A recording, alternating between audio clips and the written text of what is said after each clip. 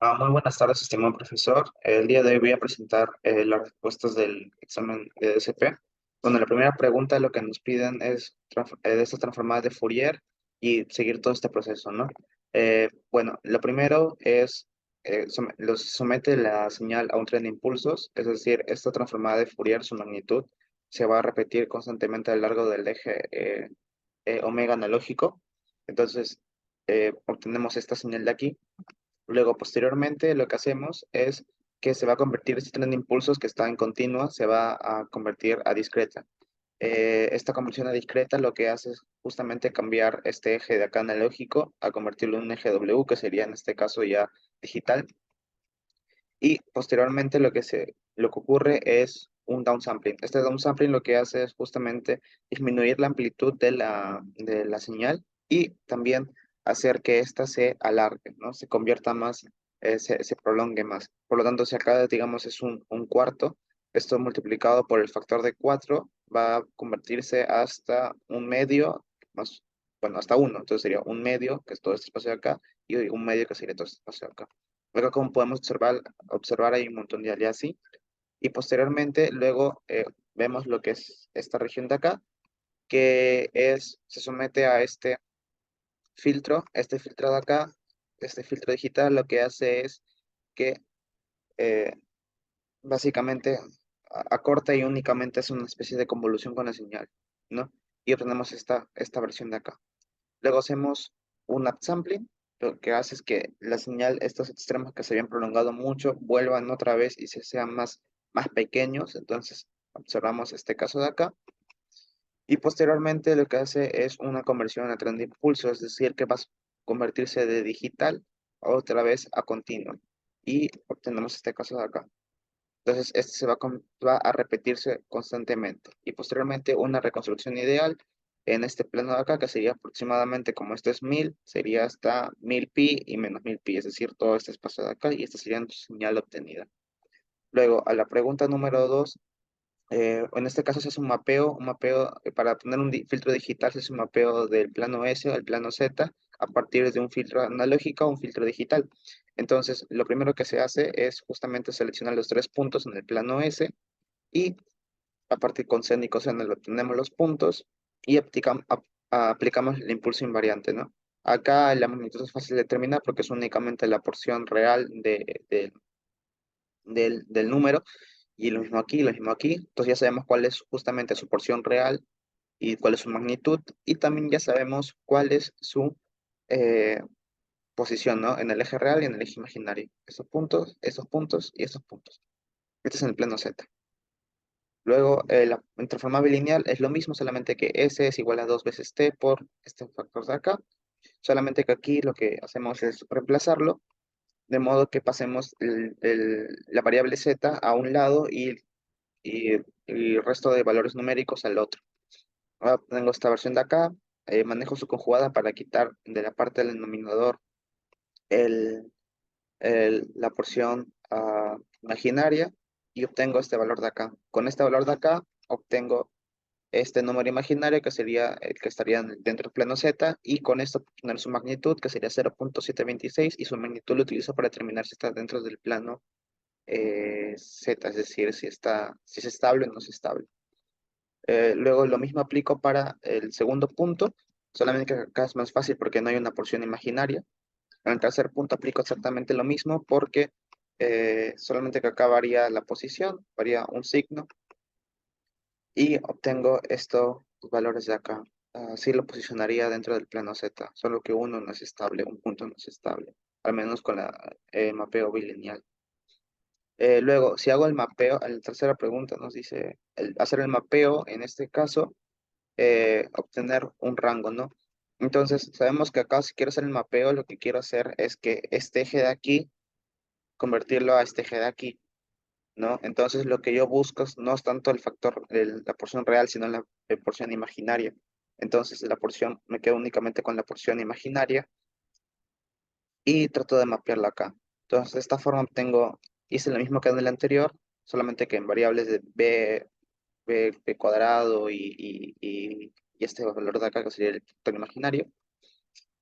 eh, Obtengo cuál sería su su, su magnitud a partir de acá de los cuadrados, y obtengo que justamente B tiene que ser menor o igual que cero. Esto a partir para que sea estable tiene que ser menor o igual a uno. Entonces, de ahí lo obtengo. En la pregunta 3 para Nacias White Stationary, tengo que ver dos condiciones. La primera sería que su media sea constante, y tercera, que su autocorrelación depende únicamente de la diferencia entre dos puntos, entre dos tiempos. La primera es fácil de determinar porque ya sabemos que XT es a zero mean random process, es decir, que su media es igual, o su esperanza es igual a cero. Entonces este valor es igual a cero. Y este es un factor constante, entonces no pasa nada. Por lo tanto, su esperanza al final de toda la señal va a ser igual a A, y es una constante. Por lo tanto, sí cumple la primera condición. La segunda condición es lo mismo, solamente que se aplica una autocorrelación. A más xt1 más A más xt1 más L, que sería un factor extra de tiempo. Aplico esta diferencia y acá podemos observar que hay una autocorrelación. Acá hay una xt1 a xt1 más 2, pero estos son valores que ya sabemos que tienen una media constante, por lo tanto, en cualquier posición, en cualquier instante del tiempo sería igual cero. Entonces, 0, 0, 0, 0, y este se convierte al cuadrado. Ahora, el problema y la diferencia es que acá esta autocorrelación se va a mantener como la autocorrelación, pero también va a depender de un factor constante. Por lo tanto, si depende de un factor constante, y esta autocorrelación obviamente, como únicamente depende entre la diferencia entre los dos tiempos, entonces no pasa nada, hasta ahí está todo bien. Pero la del cuadrado es un factor constante, por lo tanto, no cumple la condición del WSS por este factor constante dentro de la autocorrelación, la segunda condición. La pregunta, luego, seguimos con la siguiente pregunta que dice, bueno, tienes esta convolución. Esta convolución lo que nos dice es, bueno, calcula la esperanza de y de n es igual a la esperanza de la convolución, por lo tanto sería la sumatoria de todos los valores. Pero puedo aplicar esta suposición o bueno, esta suposición. Y a partir de eso, sé que justamente xk vale igual a 2 a partir del dato, su esperanza es igual a 2. Y aquí sería la sumatoria de los valores de y, ¿no? Entonces, la sumatoria de los valores de y serían únicamente todos los valores de acá: 0.2, 0.3, 0.5, 0.3, 0.2. Entonces, esto lo multiplico por 2 y al final me da que eh, su esperanza sería al final 3, ¿no? Que tiene sentido porque es únicamente el valor que multiplicado por la entrada es 2, y su valor en promedio de todo eso sería, ¿no?, 1.5. Entonces, siguiente sería la pregunta número 4. La pregunta número 4 lo que nos dice es que tienes estos valores acá. Tienes es un filtro adaptativo con coeficiente de orden 2, es decir, iba a comenzar con 0 y luego otra vez también con 0. Entonces lo que yo quiero es justamente es disminuir este factor de error. ¿Y cómo lo hago? Bueno, lo hago utilizando la fórmula de esas dos maneras. Primero con este U, básicamente lo que nos dice son los pasos, ¿no? Eh, cuánto, qué lapsos va a ir tomando hasta llegar al valor real. Si son muy grandes, significa que puede ser que llegue muy rápido, pero nunca va a tener una predicción exacta. Si fuese el caso contrario, significa que sí va a llegar más lento, pero va a llegar a ese punto, ¿no? Entonces, esto lo multiplicamos por el error, y bueno, eso es lo que aplicamos básicamente. El error es la señal original menos la señal predicha, ¿no? Entonces, ese es este valor de acá. Y con eso sería H1, que en este caso sería 0, el U, que sería 0.65, el E, que al inicio justamente sería, como esto, H1 es igual a 0 y este H2 es igual a 0, ¿no? Se quedaría todo este valor 0 y únicamente me quedaría con X de N, que sería este valor de acá. No, perdón, X1, que sería este valor de acá, que sería 1.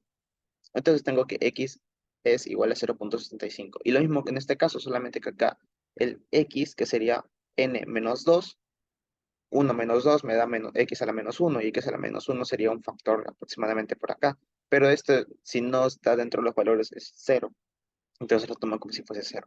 Y por lo tanto, esto lo que hace es que el resto de valores siempre sean 0, ¿no? Y esto ocurre en todos los demás coeficientes, al menos con el coeficiente de orden 2. el de orden uno, este va a ir actualizándose. Entonces, este H1 ahora va a ser este valor de acá. Y lo mismo va a ocurrir sucesivamente, ¿no? Sucesivamente, así, una y otra vez, una y otra vez. Y eso aplicamos para todas las iteraciones. Luego, en el otro caso, lo que nos dice es que aplicamos lo mismo, solamente que en vez de reducir el cuadrado del error, sería con el valor absoluto del error. Bueno, acá podemos observar que el valor absoluto se puede interpretar como esa misma función multiplicada por esta función de acá, CGN. Entonces, la función CGN puedo expresarla acá, ¿no? Du es igual a du en positivo cuando u es mayor a cero. Du es igual a dv cuando es igual a cero cuando u es igual a cero. Y es negativo cuando u es igual cuando es menor que cero. Entonces, lo que hago es aplicar únicamente lo mismo, ¿no? U de SGN, pero esta vez utilizando ya no el U, sino sería el E, ¿no? El E. Entonces el E va a ser igual positivo cuando E de N sea positivo. Va a ser cero cuando E de N sea igual a cero y va a ser igual a E de N igual negativo cuando este sea negativo. Y seguimos y es prácticamente el mismo razonamiento, una y otra vez, una y otra vez, una y otra vez. Acá cambian los valores porque justamente cambian los signos y por lo tanto cambia la suma de los coeficientes. Y luego, por último, la pregunta 5, que es, bueno, acá nos piden determinar cuál sería la resolución espacial en píxeles de cada centímetro. Bueno, no sabemos cuál es la resolución espacial en centímetros de cada píxel en vertical y horizontal, pero sí sabemos en resolución total. Por lo tanto, lo que hago es 25 metros, lo hago la conversión en centímetros, 10 a la cuarta, dividido entre 6 por 8, que sería el número total de píxeles. Entonces, obtengo este valor de acá, que serían las unidades de centímetros al cuadrado y píxeles al cuadrado. Con la raíz de esto obtengo 72.168 de centímetros entre píxeles. Entonces significaría que cada píxel me toma 72.168. Y el siguiente sería la transformación gamma, que es exactamente lo mismo, solamente que eh, sería c multiplicado por el píxel elevado al factor gamma, que sería 0.5, es decir, raíz cuadrada. Por ejemplo, si acá son 16, obviamente tenemos un 4, y así sucesivamente, y así obtenemos la nueva matriz. Y el último, bueno, las últimas dos preguntas, que es, en este caso, lo que hice fue construir toda la matriz y buscar cuáles serían sus vecinos, ¿no? Bueno, su vecindario, su conectividad 4. Entonces, vemos que es este y este, pero el único que no está presente es el XY, porque el XY estaría presente aquí. Y con respecto a las preguntas de verdadero y falso, eh, las transformaciones geométricas involucran solamente el cambio de posición de los píxeles, ¿no? Porque también pueden aumentar el valor de los píxeles. Eh, Luego, en una transformación dimensional geométrica puede ser definida por una matriz 2x2, no, también puede ser definida por una matriz 3x3, pero en esa última fila normalmente se presenta únicamente con ceros y unos, pero también se puede representar así. Una distancia euclidiana es la única forma de medir la distancia entre píxeles, no, también se puede medir de otras dos formas. Y la transformación afín, básicamente lo que nos dice es, por descarte, que las líneas paralelas son preservadas, es verdad, porque justamente son afines, es decir, que eh, cada una va a permanecer paralela con respecto a la otra. Bueno, eso sería todo el examen. Muchas gracias y bueno, pues gracias. Eso es todo.